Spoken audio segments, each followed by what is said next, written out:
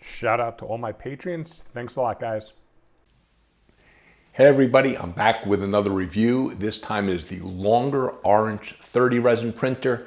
I'm going to do the quick hitter for the people who say my reviews are too long sometimes, and there's pictures at the end of the video. So for the people who just like the bullet points, I'm gonna do that, then you can look at the pictures. For the other people who want to hear a little more in depth on the printer, stay tuned after the quick hit, and then I'm gonna go into some detail about what I liked and didn't like on the printer. So for the quick hit review, the enclosure, the lid, you have to assemble it. It's a bit of a pain in the butt. It's held together by rubber bands, basically. I don't like it at all. How much of a negative is it? -1 point, whatever that means. It was a pain to put together. It looks like I'm either gonna have to end up taping it or gluing it at some point because those rubber bands obviously are gonna fail. The lid will fall apart. Is it a huge deal? Not so much, although it did color my initial impression of the machine. By the way, packaging was great if that matters to anyone. Second thing, the USB port is in the back of the machine. Yeah, you heard that right. The USB port is in the back of the machine. -1 more point, right? It's a head scratcher why they would do that. Now for me, I have pretty good manual dexterity. I'm able to reach around the backside, find the slot, put my stick in it. That doesn't sound that good. Let me rephrase that. I'm able to go access the rear of the machine where the port is by feel and insert the USB stick into the USB slot in the back of the machine by feel quite easily. So for me, even though it's head scratchingly stupid that they put it back there, it's not a big deal for me. I could easily imagine that for some people, they would have a lot of trouble inserting the stick and taking it out, being that the port's in the back, and you have to have your machine maybe effectively sideways on your desk so the port would be on the side. So I also don't think that's the end of the world, but longer, if you're watching this, please change that, because that is really, all the machines I've ever had, which may be about like 9 or 10 now, I've never seen a port behind the machine. I think it's incredibly bad idea. So again, for me, it's not a big deal. Maybe for some of you it won't be, but it's just bad design. They should change that. The build plate. The build plate is, and we'll look at, I'm going to insert a picture here. And the build plate is sloped to the back. Instead of being angled like this, it's just sloped directly to the back. I actually think that's a little better. Neither here nor there, really. The important thing is the Z-rod is incredibly stable, and the build plate has the 4-screw leveling system, which I love because once you level it, you never have to touch it again, basically, unless something really weird happens. So and that's, I think, the system most people are going to, although for some reason Elegoo uses their ball joint thing, which I don't like. Anyway, and then we get to the the VAT. Now the VAT, when I first saw it, I was also upset at first because it doesn't have a pour spout, I noticed, and then it has a weird, it's like thin with a lip. And let's look at a picture of that. And at first I didn't like this because it was different, I guess, and there's no pour spout. When I actually had to empty the resin out of it, when I had a failed print, which I'll talk about on the in-depth review, when I had to empty it out, it wasn't any worse than my VATs with a pour spout. So what I was gonna call a negative wasn't a negative. And then oddly enough, there's something positive about that VAT. That weird lip, which I think they did to save money. They made the metal thin around the edge side and had a lip. So I don't think they designed it for what I'm about to say, but if they did, then someone there is really smart. So I'm sure this happened to everyone. When I pour resin into all my VATs, sometimes when I'm removing the bottle, some resin spills out or trickles out or whatever you want to say, gets on the side of the VAT. If it runs down, then you know, because resin's so insidious, it's like water, how water gets everywhere. Resin is like water on steroids. It's evil, it gets everywhere. So whenever that happens, I'm running for a paper towel to make sure I wipe the side of the vat before the resin can get down and infiltrate, to my LCD screen. So this weird little lip that they have on their vat, when I spill the drop into a resin, it just gets caught on the lip. It can't get around and get under, basically. So like I said, I don't know if that was intentional, but it's actually really good. So I went from when I opened the vat up and was unpacking, I was like, ew, this vat sucks. I don't like it. No pour spout, this thin little metal thing and this weird lip. And now I actually view it as a positive. So that's an interesting thing about how you understand your own biases and perception versus them practically using something. And like I said, the Z-Rod, very stable, so that should lead to really good print. So for my quick hitter review, there are a couple negatives on the machine for sure. The lid, the port in the back. But I do actually like the VAT. And then print quality, go look at the pictures at the end. Print quality was fantastic. So every bit as good as anything you could get off a Mars, a Photon, or an Epax X1 or a Sonic Mini. So for the people who are just watching the quick hit part of the review and you say, well, what's your review then? Should I, is this a machine you would buy? Should I buy this machine if I'm in the market? And I would say, given where the market is these days and everyone's using basically the same technology, except for the Sonic Mini, but that's another story, against the Mars or Photon, say, or even Epax X1. Well, Epax X1 is kind of its own area because it's got such higher quality of life improvements over a Mars Photon or this longer 30, but it's also $100 more. So that's, if you have the money, the Epax X1 I still think is the choice. But now when you're talking sub 300, now you have Mars Photon, now you have this longer 30. So I would actually say this is just as good as a Mars or a Photon. And in my long review, I'll go into some other frustrations I had, but also how I worked them out and why I think it's okay. But for the short review, nuts and bolts, it's just as good as a Mars or Photon. And so I would actually then go by price. Like, what price can you get this for? Because I know in different countries now, especially with COVID, even in the US, prices are swinging all over the place. Supply is swinging all over the place. So I would actually just check pricing. And I do think it's a viable alternative to a Mars or Photon. Okay, so that's my short review. Hopefully the people with the shorter attention spans, go look at the pictures. Hope you enjoyed the short review. Now let's talk about the machine a little bit in depth so I can tell you what I really like and don't like about it and how those things affect my decision. So let's get back to the top. So when I first unpacked the printer, and I was excited, I was kind of in a rush, everything was packed great. So I unpacked everything. I was like, what? There's no lid. Like, they forgot to send me a lid. And then I realized, like, some of the things I had unpacked, which I actually thought were packing material at first, because I had brown paper over it, were actually pieces of the lid. And I admit I was a little bit in shock. I was like, wait, I have to assemble the lid? So I thought, okay, no big deal. I'll assemble it, whatever. Well, as I went to assemble, I realized, wait, there's no way it doesn't, I thought it would click together because it kind of looks like puzzle pieces, but it does, it kind of clicks together, but then you have to secure it with rubber bands. I was like, what the hell is this? So the rubber bands, I don't know how long they'll last, but they don't look like they'll last that long. So I'm either going to end up taping the enclosure together or gluing it or doing something. But the do-it-yourself assembly top held together by rubber bands, it's so cheap feeling to me. I just think it's going to put a lot of people off when you open the machine up. Now, practically speaking, now that I've had the machine, I'm using it, it's not a big deal. But for those few minutes when I was opening it, impacted, my initial bias toward the machine was, I'm going to slam this in the review. I'm going to slam this machine. And for a couple other reasons too, which I'm going to start talking about. So I do advise longer if you're watching, aside from moving the port to the front, please just give people an assembled cover. It'll make them feel better. I'm not sure how much money they save by giving us the cover in pieces, but I can't imagine it's that much really. What do I know? So number two is, as I was unpacking it, when I saw that the USB port was in the back, I, never having had one that was in the back before like that, I didn't know if it was going to be hard or easy for me to reach around and do it without looking, which I am able to do, thankfully. But I know for other people that would be difficult. As I said in the short version of the review, the port in the back is just, it's bad. It's a really bad idea. Like, for me now, it's no big deal. It's almost as easy for me as the machines are in the front and the side, because I literally can just reach around by feeling and it's done. But it's still it's an obviously bad idea, right? That, as I explained, at first when I saw it, so when I unpacked, I was very mad at the machine because like I said, I had to build the enclosure. I noticed the port was in the back. Then I get this VAT, which, no pour spout. I didn't realize that didn't matter. I actually thought my pour spouts helped on my other VATs, but this actually pours resin out the same way as the ones with the pour spout.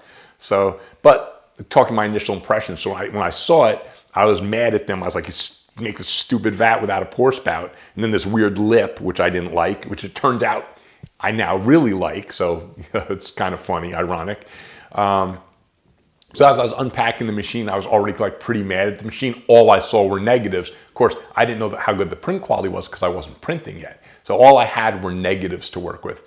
And then even worse, when I went to do my first model, so in Chitterbox, the longer 30 is in there as a print you can add. So you don't have to do the funky stuff where you add a default printer and put in all the parameters. It's an official printer that's in the software already. So I was like, awesome, that makes easy setup. So I clicked add printer, added the longer 30, sliced my first file. It says save as a .lgs30 file, like a .photon file if you have Photon.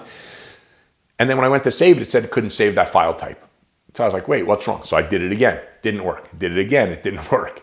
And then I realized, wait, maybe I better read the documentation here, something's wrong.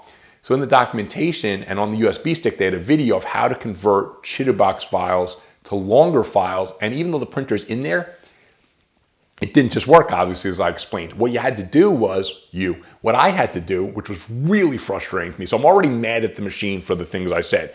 Now I have to do an extra step to load a file. So I had to go into Chitterbox, save the file as the Chitterbox zip file, then open up the longer software, import the Chitterbox zip file, and convert it to a longer file. So I was ready to do just this scathing review of how bad this machine is. Bad lid, bad VAT, bad port, bad software, right? Ready to slam it.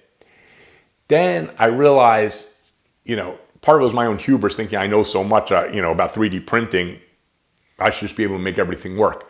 I went back and actually looked at the documentation, looked what was on the USB stick, and there was a Chitterbox plugin file. So I thought, wait a second, maybe this is forget that they told me to do the Chitterbox zip to longer file, but they also had a plugin. So I went back to Chitterbox. I was calm now. I imported their plugin into Chitterbox. Now all of a sudden it worked one click perfectly like it should. So all the anger I had and the frustration, that was actually probably my fault. So I had to kind of go back and look at it fresh and say, okay, if I just got this and I knew, install this plugin, which takes 10 seconds, now I can just, in Chitterbox, save it as a longer file. So a lot of the frustration disappeared. Also, that's when I started printing. My prints came out great. So exactly every bit as good as off the Photon, the Mars, the Sonic Mini, or the Epax X1, or my Lotmax SC10, which I'm going to put out a review of soon, which is actually a great machine from a company that's not nearly as well known as everyone else. But anyway, back to longer. So you're going to see the pictures. The longer printed, just awesome. Like that super stable Z-Rod worked. The prints, incredibly high detail, incredibly high accuracy. I have had no failures. I had a failure to initially, which let me talk about that. Before I knew how to before I figured out to put the plug in and just go from Chitterbox directly, when I was doing the Chitterbox zip and then importing it to longer, I wasn't sure whether it was using my settings from Chitterbox or the ones in the longer slicer. I tried different things. Also, it was a new resin as well. I used the longer brown resin just to test that out while I was doing it. So I had a couple fails right in the beginning. But as soon as I used the plugin in Chitterbox so I could just do it all in one step, the fails disappeared. Since then, I haven't had any failure. So now I'm viewing this longer 30, once you use the plugin properly, is extremely reliable as well. I mean, it's an excellent printer, actually. So I went from wanting to super hate the printer, just from unpacking it and seeing all the negatives that I thought were there. And then from actually using it, I now think it's actually pretty good. So again, when you get to the question, just like I talked about in the short review, I'm going to say the same thing now. Would I advise someone to buy it? I think it actually just goes on price because it's very comparable to the results you're going to get with a Mars, a Photon, an Epax X1, or a Sonic Mini. Epax X1 I always put in its own class because it's more expensive than all the other machines. It's got way more quality of life upgrades, and I still think if you have $500 or less to spend, Epax X1 is still the best one, even though it's more expensive because it's best quality of life. But if you're trying to spend $300 or under, then you're at Mars, Photon, Sonic Mini, now longer 30. I do think it's as competitive as any of the other machines. So if for any reason you like the longer brand, you have their stuff that you like, by all means go out and get this. You won't be disappointed. Like, you're going to see the pictures, check the prints. I mean, it prints great. No better or worse than the other machines. So to me, because of COVID, prices are swinging all over the place for every machine in every country. So actually, I would say if anyone came to me now and said, which of the 4 machines should I buy under $300? I'd actually say, look, they're all good. Check check the price, your local price, because it's different in every country. Check the availability. Some of the machines you can't get at certain times right now because of the virus. But the longer 30, I have to admit, it surprised me because I was predisposed. I never really followed Longer, knew anything about the company. So again, my own bias, without knowing anything, I had seen some bad stuff on like the Longer 10, I guess it was, or something. And people were saying it wasn't good. So I just thought, Longer, they don't make good printers.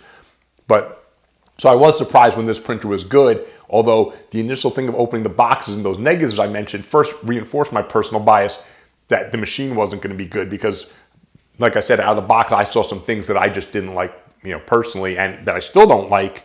Like the port in the back is still like the biggest head scratcher ever. So hopefully Longer is watching this and hopefully move the port to the front. How I can't imagine, or the side, I can't imagine how hard that would be, but I'm not a manufacturer, so I don't know. Anyway, stay tuned for the pictures. It's a surprisingly good printer. That's all I can say. Like, I watched a lot of other reviews and read online before I did my review. And a lot of people saying it's the best under $300 printer and this, all this hype. Those people, either influenced by getting their free printer from Longer or got paid to do an ad, because it's not clearly the best under 300, but I do think it's as good as anything under 300. So that's a big difference though.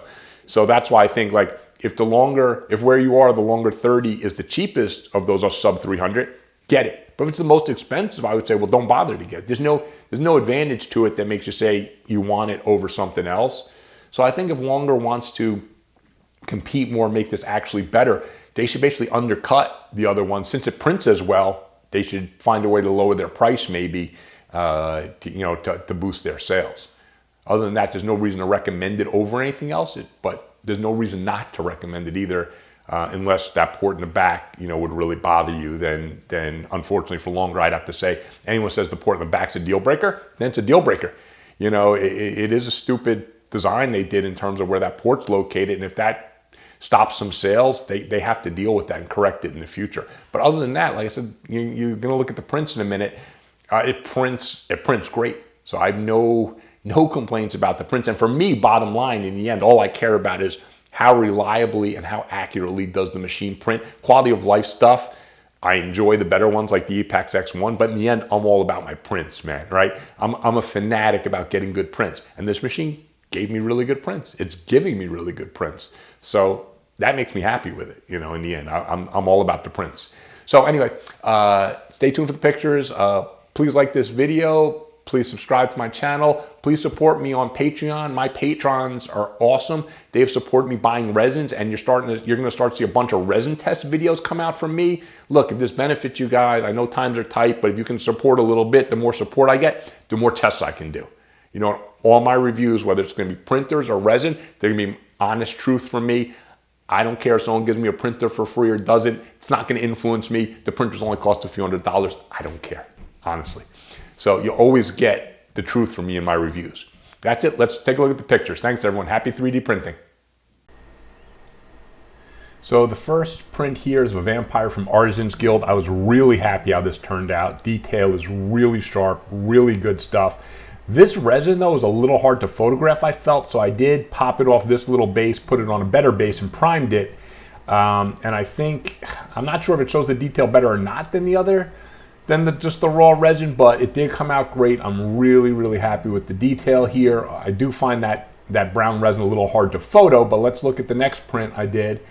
This is a dwarf from Artisans Guild. Again, what I always look at on this print, I look at the buckles on her wrist straps and her eyes to see how clear things come out, and the definition on the mouth. So this is really, really good job by the printer here. Really picked everything up nicely.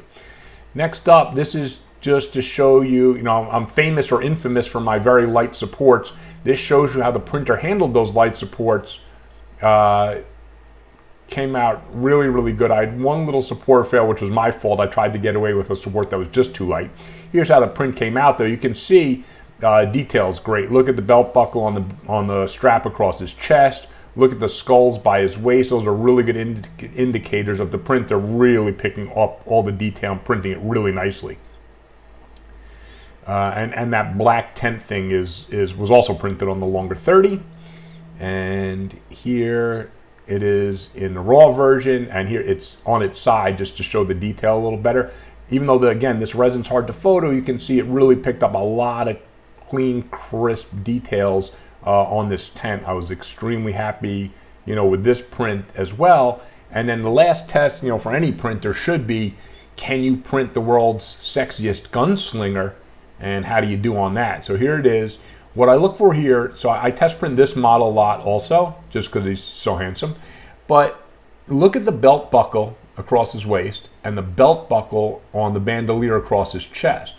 When that little tongue piece, I never know what that's called, I should look it up. When that little tongue piece on the belt and the belt buckle itself are that clear, the printer is really capable of really sharp detail. Because those, if anything gets lost when I do an Artisan Guild print, it's the belt buckle. And these come out great. So the longer 30, delivered. What can I say?